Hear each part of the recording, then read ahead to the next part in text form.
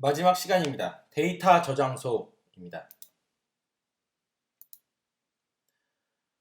데이터 저장소의 종류, 그리고 안드로이드 파일 시스템, 내부 저장소, 외부 저장소, SQLite 데이터베이스, 그리고 다른 저장소 옵션에 대해서 알아보도록 하겠습니다. 안드로이드가 사용할 수 있는 데이터 저장소의 종류입니다.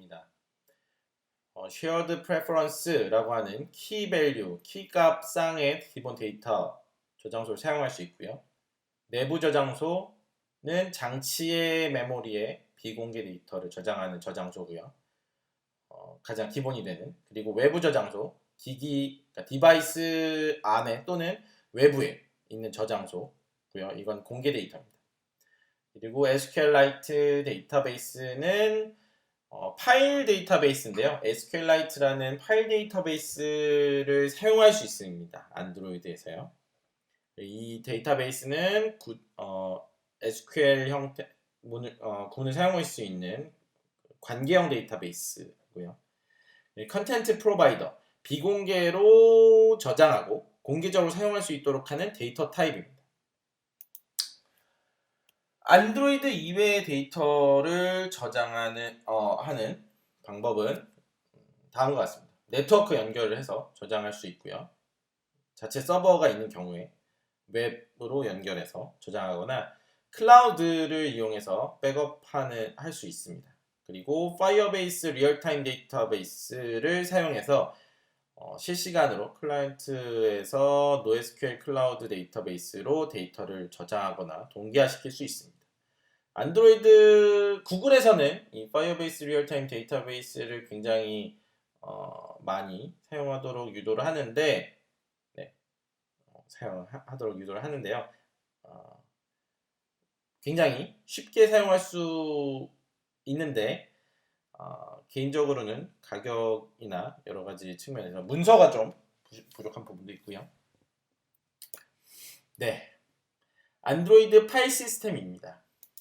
안드로이드 파일 시스템은 기본적으로 내부 저장소와 외부 저장소로 나눠지고요. 외부 저장소는 공용 디렉토리를 사용할 수 있고 내부 저장소는 앱용 비공개 디렉토리를 가지고 있습니다. 앱에서 디렉토리 구조를 탐색할 수 있고요. 리눅스나 자바IO와 유사한 구조로 오퍼레이팅 하게 됩니다. 내부 저장소는 항상 사용 가능하고요. 디바이스의 파일 시스템을 사용합니다. 그러니까 안드로이드에 내부 저장소가 없을 수는 없어요.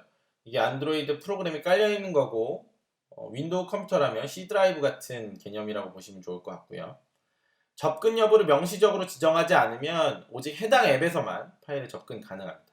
앱을 삭제하면 시스템이 해당 앱 파일들을 내부 저장소에서 지웁니다. 외부 저장소는 없을 수도 있고요. 보통 SD카드 형태로 제공이 되고요. 디바이스의 파일 시스템을 사용하거나 물리적으로 외부의 스토리지를 사용하게 되고요. 전체 공개되어집니다. 그래서 모든 앱에서 접근 가능하고요. 앱 삭제 시에도 시스템에서 파일들을 삭제하지 않습니다.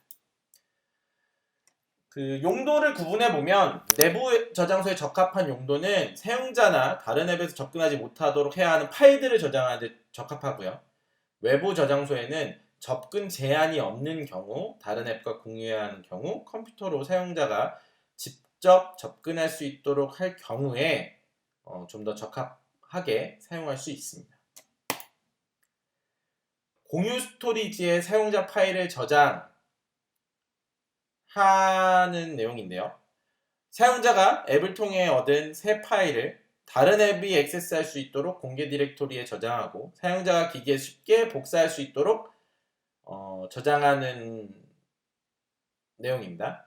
공용 디렉토리가 있고요. 공용 디렉토리에 외부 파일을 저장하게 됩니다. 내부 저장소인데요. 내부 저장소는 개발한 앱을 위해서, 그러니까 지금 이 해당 앱, 개발하고 있는 앱을 위한 비공개 저장소로 사용되고요. 이 해당 앱은 이 공간을 항상 읽거나 쓸 수 있습니다. 이 앱이 종료된 후에도 계속 사용할 수 있도록 영구 저장하는 디렉토리는 Files 디렉토리라고 해서 호출을 해서 액티비티에서 코틀린의 경우, 그리고 자바의 경우는 get files directory라는 함수를 통해서 접근할 수 있고요. 임시 저장소는 캐시 디렉토리라고 해서 접근할 수 있습니다. 이 임시 디렉토리는 용량이 부족해지는 경우 삭제될 수 있으니까 특정 용도로만, 임시에 저장하는 용도로만 사용하는 것이 좋습니다.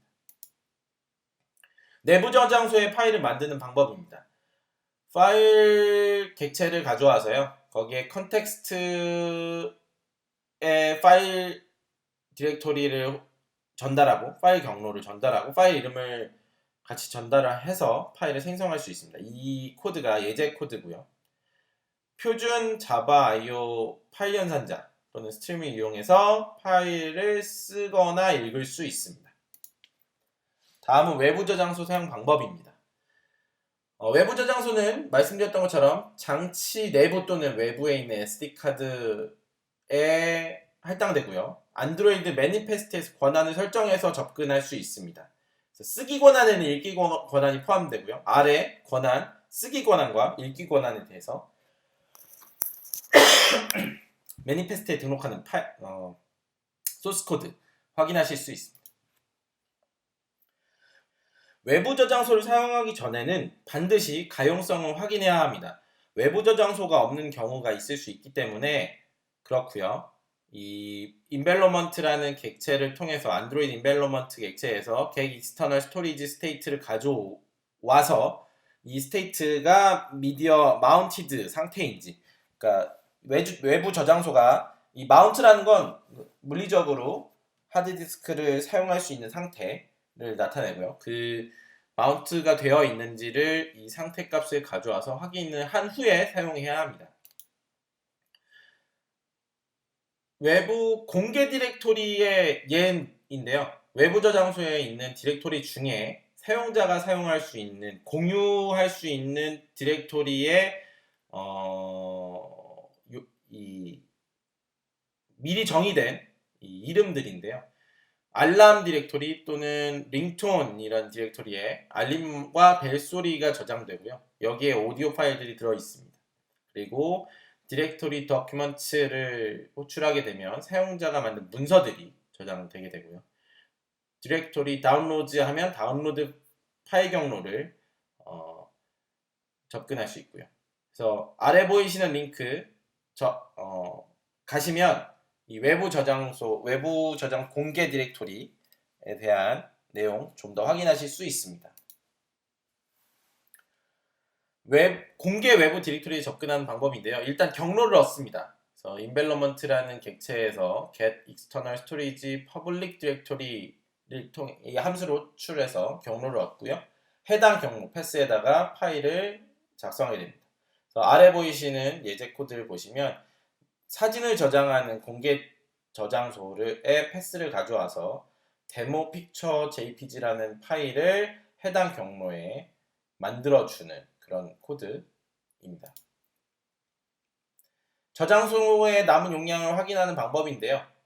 일단 충분한 공간이 없는 경우는 IO exception 오류가 발생합니다. 앱에서 해당 오류가 발생한다면 이 사용자의 용량이 부족한 경우고요.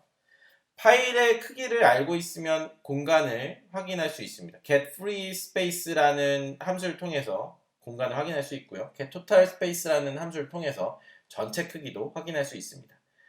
그리고 만약에 공간이 필요한지, 얼마나 필요한지 모르는 경우에는 이 IO exception에 대한 try catch문, 이거는 이제 프로그래밍 언어 기초 수업 같은 데서 많이 배울 수 있을 텐데, 이 try catch문을 이용해서 이 exception을 처리하면 됩니다. 필요 없는 파일에 대해서 삭제하는 방법입니다. 외부 저장소의 파일은 바로 파일의 delete 함수로 호출해서 삭제할 수 있고요. 내부 저장소는 이 해당 앱에 권한이 필요하기 때문에 my context라는 지금 내가 사용하고 있는 앱의 컨텍스트를 통해서 delete 파일이라는 함수를 호출해서 해당 파일을 삭제하게 됩니다. 네, 주의사항인데요. 사용자의 파일을 삭제하면 안 됩니다. 사용자가 앱을 제거할 때 앱의 비공개 저장소 및 모든 컨텐츠가 삭제되는데 사용자가 만들어낸 컨텐츠를 이 비공개 저장소에 사용하게 되면 앱을 지울 때 사용자가 이런 편집한 앱 캡처라든지 편집된 사진, 사용자 앱으로 구입한 음악 같은 거를 지우게 되니까요. 이 정보는 공개 저장소에 따로 저장해야만 합니다. 그래서 사용자에게 속한 콘텐츠를 비공개 저장소에 저장하지 말라는 주의사항이고요. 다음은 Shared Preference와 SQLite 데이터베이스입니다. 먼저 SQLite 데이터베이스인데요. 어떤 연락처나 구조화된 반복되는 구조화된 데이터에 이상적이라고 되어 있는데 이 그러니까 관계형 데이터베이스 RDB라고도 하고요. Relational Database라고 하는 SQL이라는 데이터베이스라는 수업이 별도로 있을 만큼 이 내용이 좀 방대하고 별도로 공부하셔야 되지만 기본적으로 어쨌든 이 데이터를 할 수 있다라는 것, 그래서 그런 구조화된 데이터를 사용하는 데 이상적이고요. 안드로이드는 SQL과 유사한 데이터베이스를 제공합니다. 얘는 파일 데이터베이스고요. 특정 파일에 쓰게 됩니다. Shared Preference인데요. Shared Preference는 소량의 기본 데이터를 키밸류상으로 읽고 저장하는 장치의 이 기본 파일에 저장하는 저장소고요.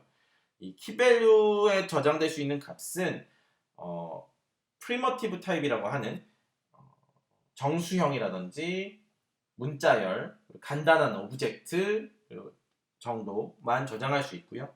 이거는 초기에 어떤 설정값이라든지 그런 용도, 팝업을 제한하거나 이런 용도에서 플래그를 저장할 때 유용하게 사용됩니다. 그 외에 다른 저장소 옵션입니다.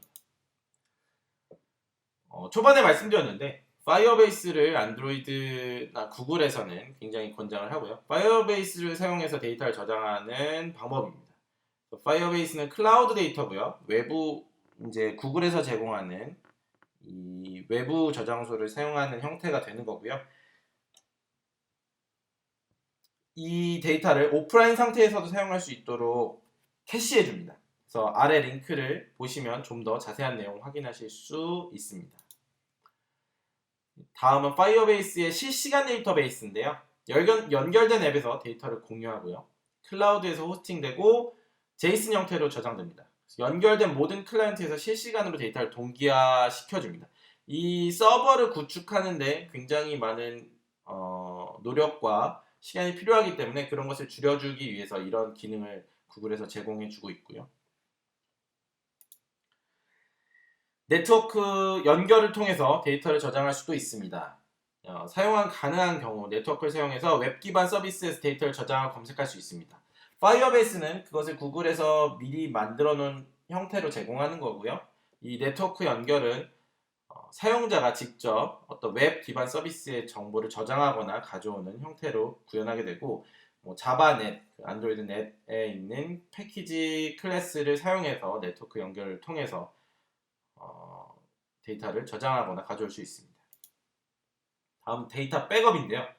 안드로이드 6.0 API 레벨 23 이상에서는 자동 백업이 지원됩니다. 앱 데이터를 클라우드로 자동 백업하고요. 코드는 필요 없습니다. 특별히 코드 작성할 필요 없고요. 이거는 구글에서 제공해주는 기능이고 앱의 자동 백업을 맞춤 설정하면 바로 구성되고요. 이 앱의 자동 백업 구성을 확인하시려면 여기 이 문서를 이 링크를 확인하시면 좀 더 자세한 내용 확인하실 수 있습니다. 안드로이드 5.1 API 레벨 22에서의 백업은 조금 다른데요. 안드로이드 백업 서비스에 등록해서 백업 서비스 키를 받아야 합니다. 그리고 거기에 매니페스트를 구성하고 백업 에이전트 헬퍼 클래스를 확장해서 백업 에이전트를 만든 후에 데이터를 백업 요청합니다. 이 샘플 코드는 백업 AP 또는 데이터 백업이라는 요 링크 문서를 통해서 좀 더 자세히 확인하실 수 있는데 이전 버전용이기 때문에 앞으로 추후에는 좀 전에 보셨던 이 6.0 이상의 데이터 백업을 통해서만 구현하셔도 충분히 백업에 대한 지원 하실 수 있다고 생각합니다.